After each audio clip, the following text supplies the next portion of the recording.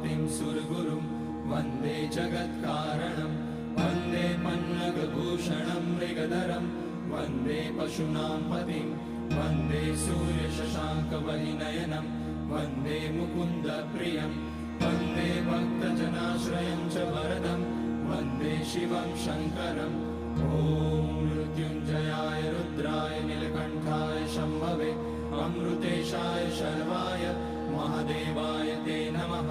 नमस्तेऽस्तु भगवन् विश्वेश्वराय महादेवाय त्र्यम्बकाय त्रिपुरान्तकाय त्रिकाग्निकालाय कालाग्निरुद्राय नीलकण्ठाय मृत्युञ्जयाय सर्वेश्वराय सदाशिवाय श्रीमान् महादेवाय नमः।